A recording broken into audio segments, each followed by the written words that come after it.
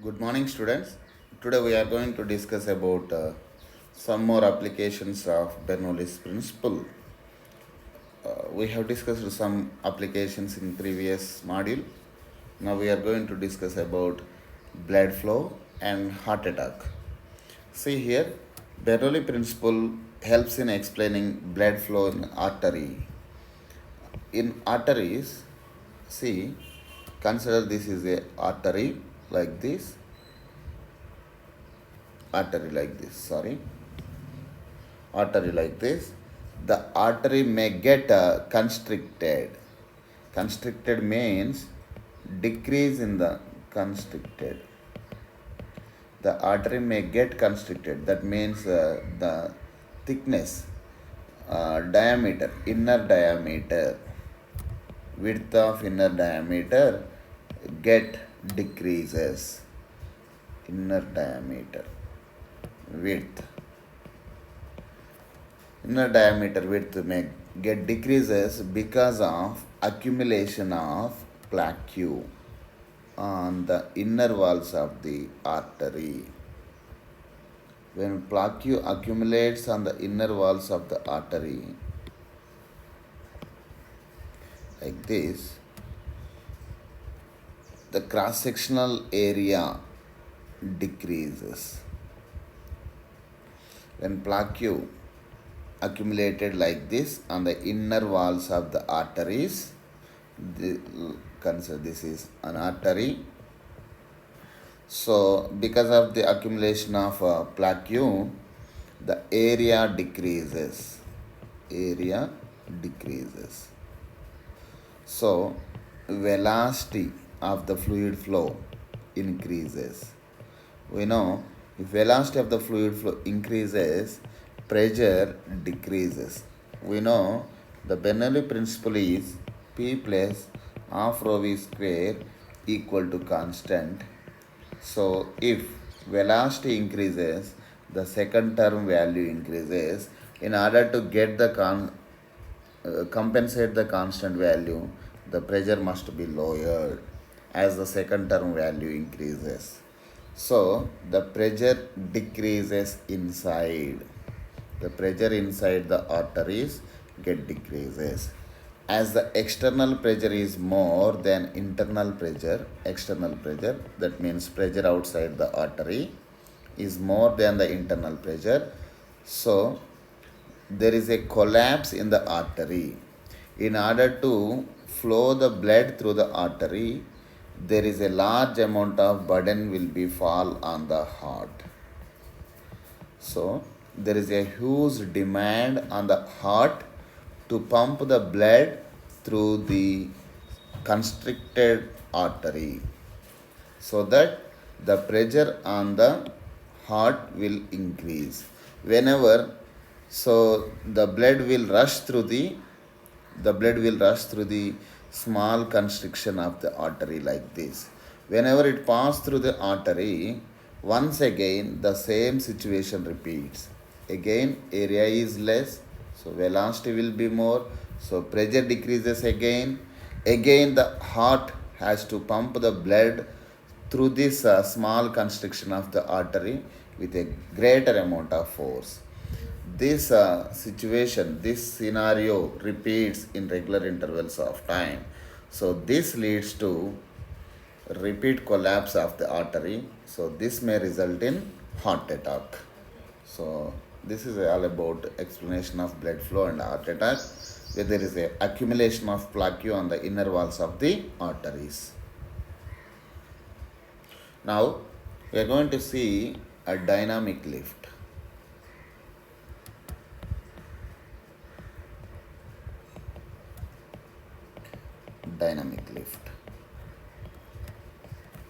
Here, dynamic lift is the force.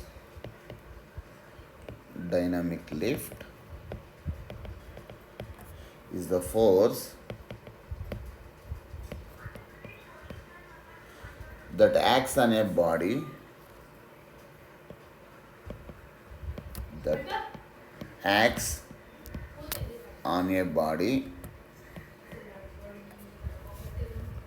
such as aeroplane wing. such as airplane wing,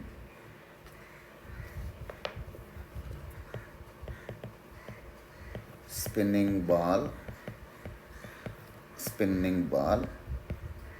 etc., by virtue of its motion,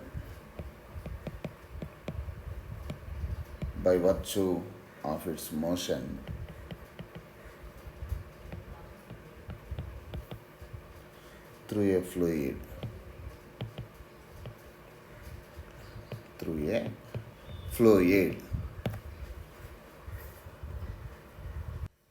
Now, the first case is when ball moving without spinning. When a cricket ball moving without spin.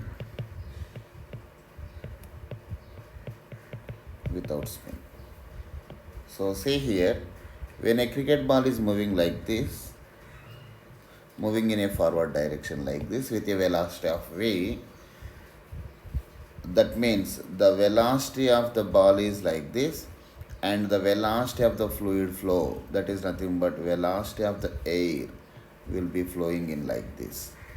The fluid flow is like this. So there is, when the ball is there, the streamlines of the fluid will be flowing above and below the ball like this. So equal number of streamlines flow above and below the ball. So there is a equal velocities below and above the ball. So there is no swing, there is no spin in this case. So there is no, as the area of the streamlines is same in both below and above the ball. So velocity is also same. So pressure also same. As there is no pressure difference is equal to 0.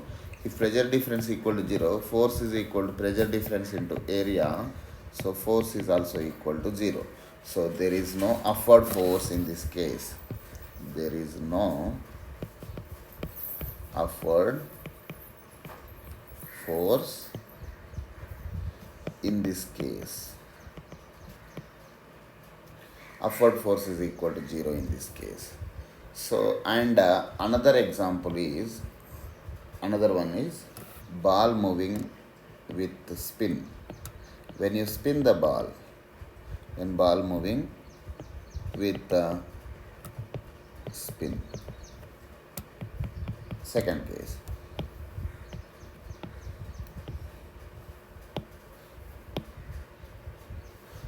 Dear students, see here, when the ball is moving like this, when a cricket ball is moving like this, moving like in this direction, and the fluid flow is like this, these are all air streamlines. When they counter attack the ball like this, when the ball is passing through these fluid, so because of the spinning, consider the ball is spinning in clockwise direction with a velocity of Vr. When the ball is spinning like this, some of the fluid lines, so some of the streamlines will be like this. And see here, more streamlines. Here in this case, the streamlines will be crowded together in the top level.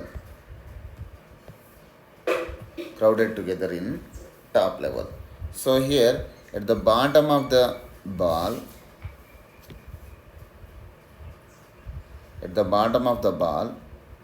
the cross-sectional area is, see here, cross-sectional area is more. That is, the streamlines are less crowded here. The cross-sectional area is more. Velocity is less, and pressure is more at the bottom of the ball. And here the streamlines, more streamlines are crowded together. So area is less at the top, and velocity will be more and pressure is less in this case. So as the pressure above the ball, pressure above the ball is less and pressure below the ball is more. So the ball will always move in a direction from high pressure to low pressure. So there is a swing in the over bounce in the ball with the because of the spin. So the ball will raise to certain height because of the spin. So this type of force, that is nothing but because of pressure difference is there. There is a pressure difference. Pressure at bottom is more than pressure at top. So pressure difference is there. So because of the pressure difference, the ball will move to some, it will give, the pressure difference will give some more bounce to the ball. So that this type of lifting is called as the dynamic lift due to spinning, which is also called as the Magnus effect. Dynamic lift. Dynamic lift due to spinning is called Magnus effect. Magnus effect. Consider this bottom level and top level both are at same level approximately. So y1 is equal to y2 or h1 is equal to h2. From Bernoulli's principle, we know that from Bernoulli's equation, we know that P1 plus half rho V1 square, here velocity is V1, area is A1, pressure is P1, plus rho G H1 or rho G Y1 is equal to P2 plus half rho V2 square plus rho G H2 or rho G Y2. We consider that bottom level and top level of the ball are at same height. So H1, rho G H1, rho G H2 cancels together. I am rearranging the terms. So pressure difference P1 minus P2 is equal to half rho V2 square minus, when this half rho V1 square comes to left side, right side, it will become negative half rho V1 square like this. So pressure difference P1 minus P2 is equal to half rho into V2 square minus V1 square. So here we know force is equal to pressure difference into area. So pressure difference is equal to force per unit area. Therefore here I am writing pressure difference value as force per unit area, which is equal to half rho into V2 square minus V1 square. Therefore dynamic lift or upward force exerted by the fluid, F is equal to half rho into A into V2 square minus V1 square. So this is the expression for dynamic lift or upward force simply. And the pressure difference formula is given by pressure difference P1 minus P2 is equal to half rho into V2 square minus V1 square. Next case is case number 3, aerofoil. Aerofoil or lift on, dynamic lift on airplane wing. Aeroplane wing.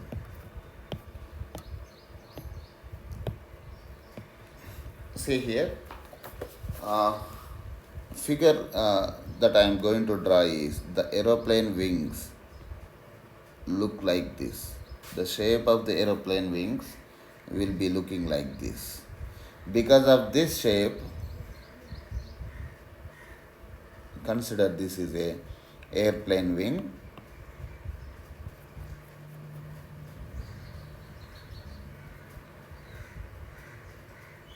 It will be looking like this. See, when the aeroplane is moving in air, the streamlines of the fluid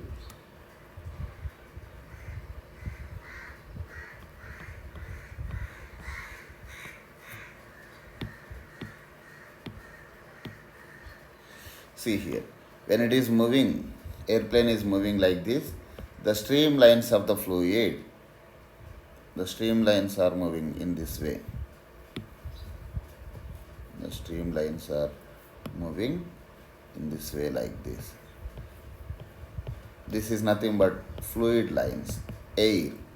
Here fluid is nothing but air.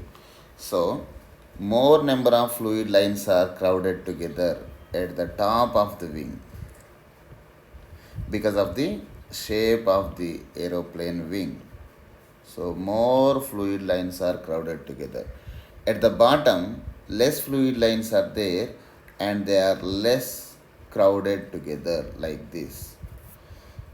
Okay, here more fluid lines are there and they are crowded together like this. And here the fluid density, streamline density is less, area is less here in this case, and velocity will be more. If velocity is more, pressure is less. Okay, pressure at the bottom is less. At bottom, these are the situations. Area is less, velocity will be more, so pressure is less. Here, the streamlines are crowded together here. The density of streamlines will be more. So, here velocity is, sorry students, here at the bottom, see here, area is more and so that velocity is less from equation of continuity. From Bernoulli's theorem, we know that P plus half rho V square is equal to constant. So as velocity is less, pressure should be more here. Okay, and here the area of cross section is less as the streamlines are crowded together. So velocity is more, so pressure is less at the top. So here, because of the high pressure at the bottom and the low pressure at the top of the aeroplane wing, because of the pressure difference, there is a dynamic lift, there is an upward force. That upward force is called as a dynamic lift on the aeroplane wing. So we have seen already the expression for dynamic lift is given by the formula F is equal to half rho A into V2 square minus V1 square. This is the formula for dynamic force, upward force on the aeroplane wing.